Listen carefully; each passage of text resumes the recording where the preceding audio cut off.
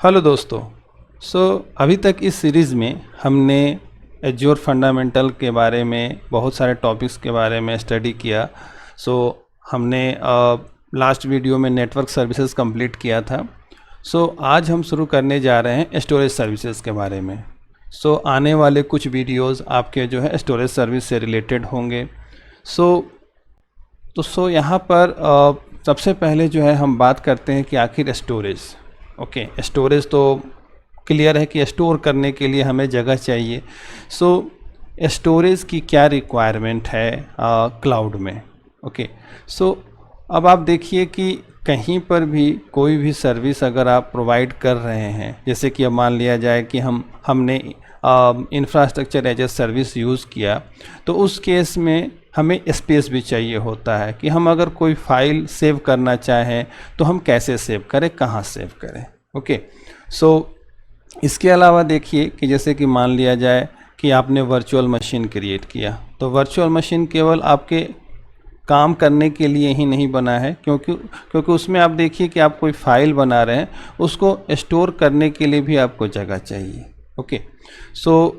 इस वीडियो में हम ये देखेंगे कि एज्योर स्टोरेज क्या होता है और आखिर कितने तरह के एज्योर स्टोरेज जो है माइक्रोसॉफ्ट जो है हमें प्रोवाइड करती है। नेक्स्ट स्लाइड पे हम आते हैं।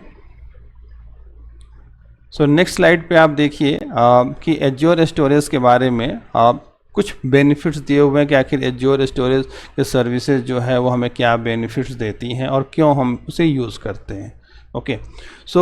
सबसे पहले तो आप देखिए कि एज्योर स्टोरेज जो कहा गया है वो सिंपली इसमें कहा गया क्या कि is Microsoft cloud storage solution for modern data storage scenarios. Data store अब मॉडर्न हो या किसी भी तरह का हो, मतलब डेटा पहले क्या था कि डेटा हमें सेव करना होता था, फ्लैट फाइल होता था या फिर हमारा जो टेबुलर डेटा होता था, तो हम SQL सर्वर यूज़ कर लिए। फ्लैट फाइल है तो फाइल सर्वर अलग बना के यूज़ कर लिए, FTP के थ्रू फाइल सर्वर में फाइल अपलोड कर दिए।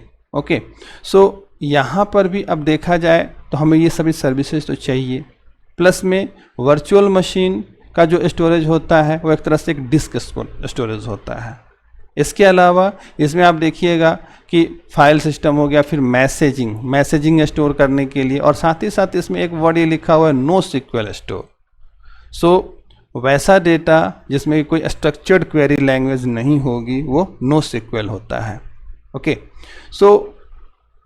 कंप्लीटली हम अगर देखें तो एज्योर स्टोरेज मतलब किसी भी तरह का कोई भी इंफॉर्मेशन है, चाहे वो स्ट्रक्चर्ड डेटा हो, अनस्ट्रक्चर्ड डेटा हो, उसको स्टोर करने की जो सर्विस माइक्रोसॉफ्ट क्लाउड ने हमें प्रोवाइड की है वो आपका एज्योर स्टोरेज है।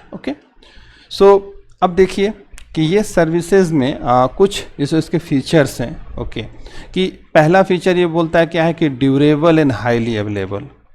अगर स्टोरेज की बात कर रहे हैं आप तो ड्यूरेबिलिटी चाहिए और अवेलेबिलिटी चाहिए। ठीक, तो अगर मान लिया जाए कि आपका कोई स्टोरेज है, आपने डेटा वहाँ सेव किया है और जब आपको चाहिए उस टाइम पे अगर वो वहाँ से डेटा आप रिट्रीव नहीं कर पा रहे हैं तो ये प्रॉब्लम है।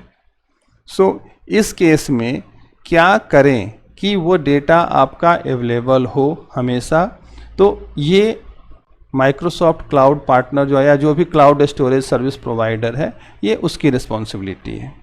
उसके लिए वो क्या करता है, रिडंडेंसी प्रोवाइड करता है। ठीक है, मीन्स कि जो भी डेटा आपने डाला है उस डेटा को वो रिप्लिकेट करेगा दूसरे जगहों पे, कि अगर कहीं हार्डवेयर फेल्योर या किसी भी तरह का सिनेरियो हुआ तो उस केस में जो है दूसरे जगह से, दूसरे डेटा सेंटर से जो है आपको डेटा अवेलेबल हो सके। अभी देखिए कि अभी जैसे कि अगर थोड़ा सा पीछे जाएंगे एज्योर क्लाउड के पहले, तो क्या होता था कि हम बैकअप शेड्यूल करते थे।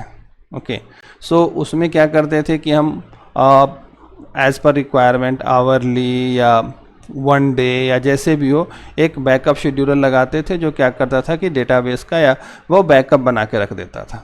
ठीक है, लेकिन अब आप सोचिए कि अगर मान लिया जाए कि हम हमने आज दिन भर काम किया और बैकअप शेड्यूल हमने नाइट में लगा रखा है, तो आज के दिन भर का काम अगर मान लिया इवनिंग में अगर हार्डवेयर क्रैश हो गया तो दिन भर का काम हमारा लॉस्ट। ठीक है, तो इस चीज़ को ध्यान में रखते हुए हम ये देखें तो इस डेटा रेप्लिकेशन अब ये कैसे मैनेज करता है क्लाउड और क्लाउड प्रोवाइडर, ये तो वो अपना कैसे मैनेज करते हैं, लेकिन ये यहाँ पर रेप्लिकेशन होता है, ठीक है, फ्रीक्वेंटली, जिसका आंसर कि आपको डेटा अवेलेबल रहता है हमेशा। ओके, तो एक तो ये बात हो गई। दूसरा है सिक्योरिटी। ऑब्वियस सी बात है कि सिक्योरिटी तो हमें चाहिए। अगर डेटा हम यूज़ कर रहे हैं और डेटा सिक्योर ही नहीं है तो क्या फ़ायदा। तो सबसे बड़ी जो क्या कह सकते हैं आप कि हमारा चैलेंज होता है वो डेटा सिक्योरिटी की होती है। अगर डेटा आपने ऑन प्रीमाइसेस में सेव कर रखा है, ऑन प्रीमाइसेस नेटवर्क में है और वो हम बाहर से नहीं उसको अलाउ कर रहे हैं, फायरवॉल है, सब कुछ है, तो इस केस में तो डेटा हमारे पास सेव रहता है। लेकिन यहाँ पर आप डेटा को भेज रहे हैं क्लाउड पे। ओके, सो क्लाउड पे भेज रहे हैं तो वहाँ डेटा कैसे सिक्योर होगा, ये रिस्पॉन्सिबिलिटी भी क्लाउड पार्टनर की है। क्योंकि अगर आप कहीं भी जाएंगे और कहेंगे कि हाँ चलिए सर हम आपका जो अभी ऑन प्रीमाइसेस का सिस्टम है यहाँ पे आपको हम क्लाउड बेस्ड सिस्टम प्रोवाइड करते हैं, ठीक है, तो पहला क्वेश्चन यही उठेगा कि व्हाट अबाउट डेटा, डेटा को सिक्योरिटी आप कैसे प्रोवाइड करेंगे। ओके, सो देखिए एक तो ये होता है कि डेटा कोई भी है वो इसको इनक्रिप्टेड फॉर्म में रखता है, ठीक है, इनक्रिप्टेड फॉर्म में रखेगा और उसके बाद इसका बहुत हम ये देख सकते हैं कि इनक्रिप्टेड फॉर्म में रखने के बाद में इसकी एक्सेसिबिलिटी पे भी काफ़ी रिस्ट्रिक्शंस होते हैं। ओके, तो ऐसा नहीं है कि मान लिया जाए कि डेटा आपने कोई एक क्लाइंट ने बनाया, दूसरा क्लाइंट उसका डेटा एक्सेस कर सकता है, ऐसा नहीं है। ओके, सो सिक्योरिटी की बात हो गई। और ऐसी बात एक चीज़ और होती है कि क्लाउड जो है या कोई भी cloud provider, security very important. Okay, so अब आप देखिए कि मान लिया जाए अगर हम बात करते हैं डिफरेंट कंट्रीज़ में, तो डिफरेंट कंट्रीज़ में सिक्योरिटी के डिफरेंट एस्पेक्ट्स होते हैं और वहाँ पे डिफरेंट सर्टिफिकेशंस होते हैं। तो जब आपका क्लाउड प्रोवाइडर है अगर उस कंट्री में सर्विस प्रोवाइड करता है तो उसको वो सारे सर्टिफिकेशंस लेने होते हैं, अदरवाइज कोई भी क्लाइंट उसको अपना काम नहीं देगा। ओके, तो ये तो सिक्योरिटी की बात हो गई। फिर स्केलेबिलिटी, अब आपने तो सर्विस ली, सर्विस में अगर आपका स्केलेबिलिटी का ऑप्शन है तो कैसे स्केलेबिलिटी करनी है, कैसे, जैसे कि मान लीजिए हो सकता है कि अभी हमको डेटा अचानक हमारा डेटा का वॉल्यूम ज़्यादा होने लगा, ठीक है, तो उस केस में ऐसा तो नहीं कि वो मैसेज दे देगा कि your storage disk has been fulled. Okay, so वो ऐसा मैसेज नहीं दे सकता। अगर स्केलेबिलिटी का ऑप्शन है तो वो तुरंत उसको स्केल अप करेगा, जिस कारण से क्या होगा कि डेटा आपका सेव होता रहेगा। ओके, सो ये सिक्योरिटी की बात हो गई। अब इसका जो नेक्स्ट प्रॉपर्टी ये स्केलेबिलिटी की बात हो गई, ठीक है। इसके बाद इसका जो नेक्स्ट है मैनेज्ड। ओके, सो अब देखिए कि आपने तो सर्विस ली है और आप उनके सर्वर में डेटा डाल रहे हैं, तो एक तो आपको बहुत कम मैनेजमेंट प्रोवाइड करता है ये, क्योंकि ये सारा कुछ वही मैनेज करता है। तो कैसे हार्डवेयर मेंटेन करना है, कैसे अपडेट करना है, या कैसे कोई चीज़ पे सारा क्रिटिकल इशू आ गया तो कैसे उसको हैंडल करना है, ये सारा काम आपका ऑलरेडी मैनेज्ड है और ये क्लाउड प्रोवाइडर कर रहा है। ओके, सो और इसका एक लास्ट जो प्रॉपर्टी है या लास्ट जो फीचर हम कह सकते हैं वो एक्सेसिबिलिटी, क्योंकि एज्योर क्लाउड आपका ऑनलाइन है, एक तरह से कहा जाए तो वो इंटरनेट पे है। सो इंटरनेट पे है तो यहाँ पर जो भी चीज़ें आपने स्टोर कर रखी है, ठीक है, वो HTTPS के थ्रू आप वर्ल्ड के किसी भी कोने से एक्सेस कर सकते हैं जो भी आपने इंफॉर्मेशन सेव कर रखी है। सो तो ये सारे इतने सारे फीचर्स हैं जो एज्योर स्टोरेज के। सो ये सब फीचर्स तो प्रोवाइड करने पड़ेंगे, अदरवाइज स्टोरेज कौन यूज़ करेगा, कोई यूज़ नहीं करेगा। ओके, सो इन एज्योर स्टोरेज के बाद में अब हम चलते हैं नेक्स्ट स्लाइड पे और देखते हैं एज्योर स्टोरेज कितने टाइप का होता है। ओके, सो अभी आप देख रहे हैं कि स्क्रीन पे कि 5 टाइप्स के एज्योर स्टोरेज यहाँ पर लिस्ट आउट किए गए हैं। पहला क्या है, ब्लॉब स्टोरेज। सो अब यहाँ तो हम इस वीडियो में पढ़ रहे हैं कि कौन कौन से टाइप हैं।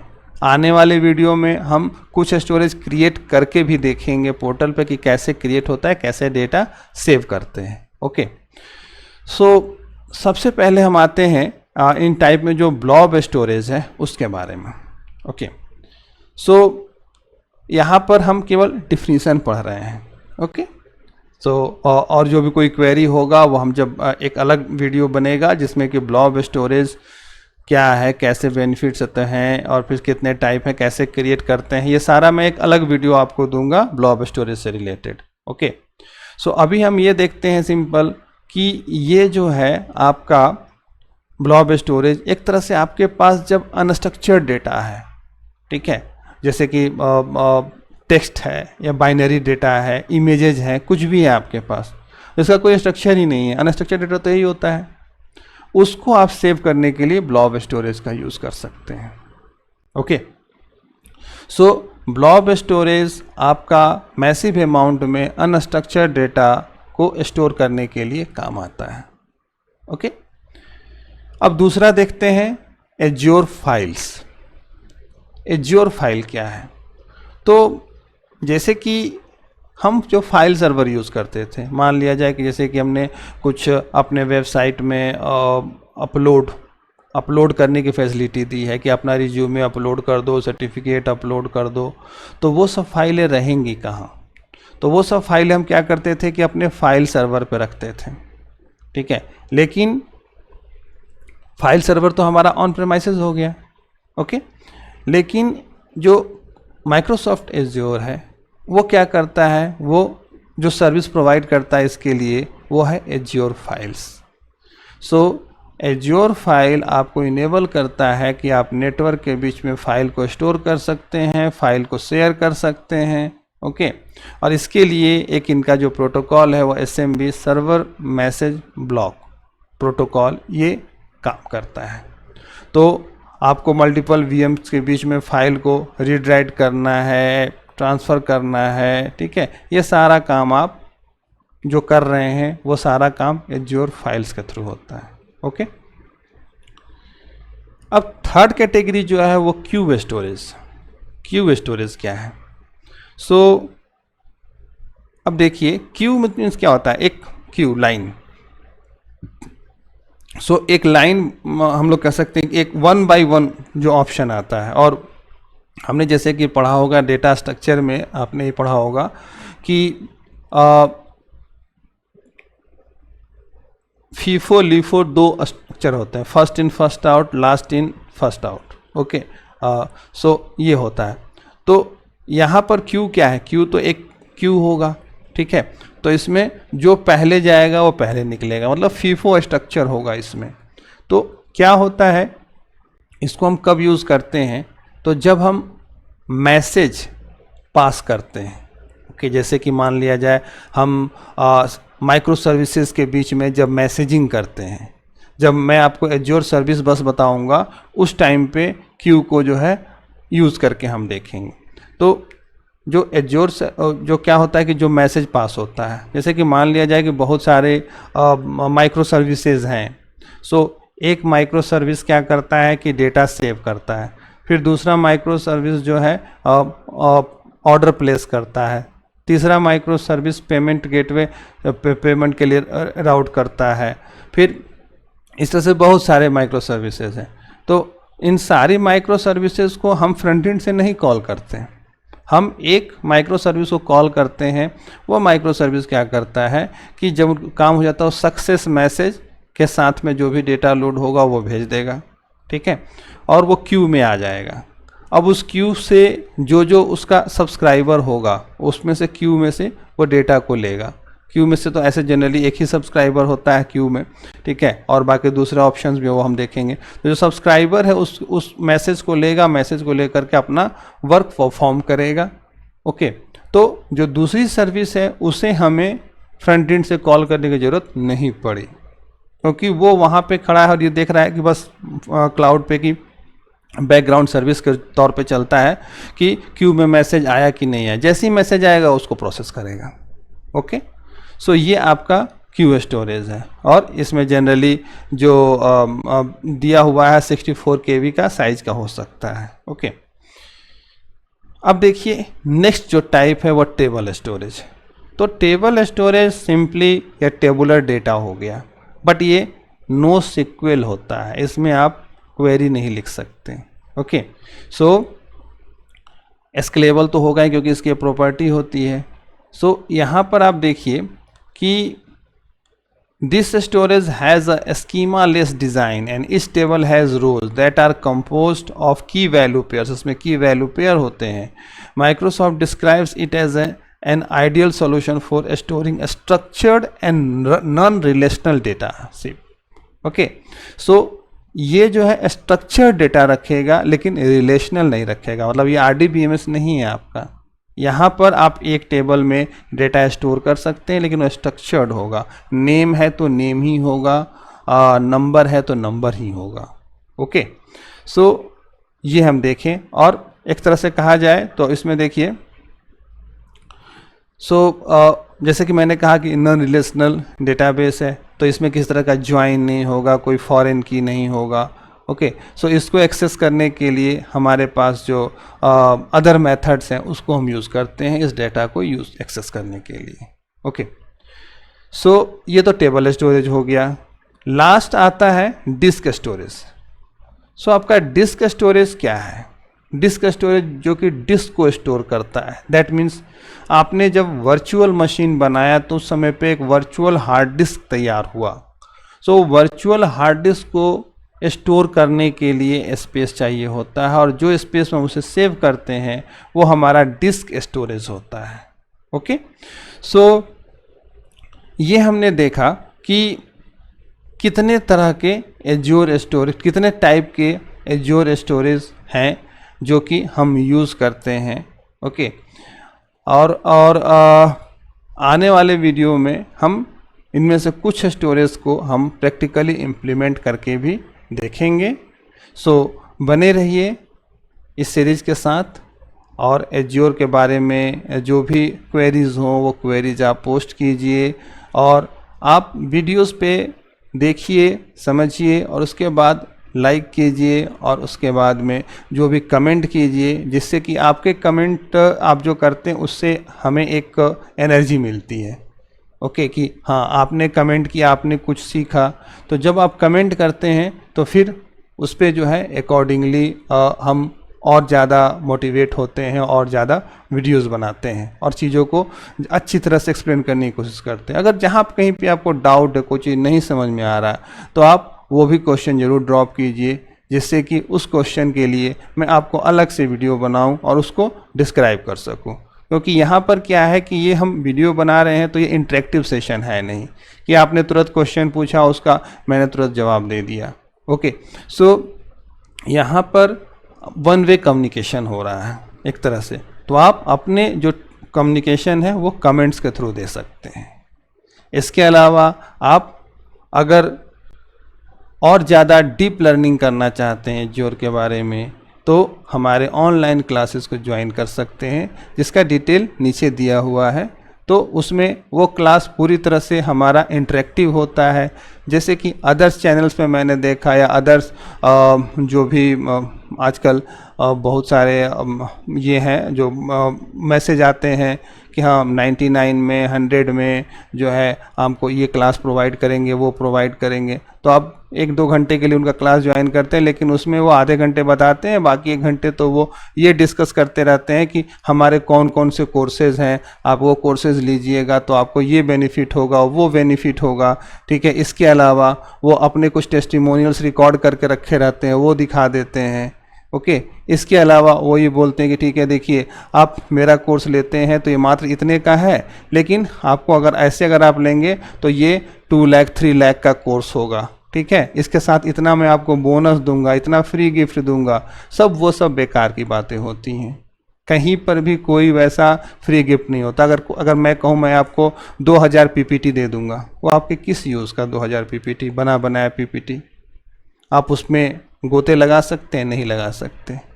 इसीलिए सबसे पहले कोई भी आप कोर्स ज्वाइन करने से पहले आप यूट्यूब ये गूगल पे उसका रिव्यू देखिए, समझिए, ठीक है, कि क्या होता है, कैसे क्लासेस होते हैं, तभी जा कर के आप ज्वाइन कीजिए।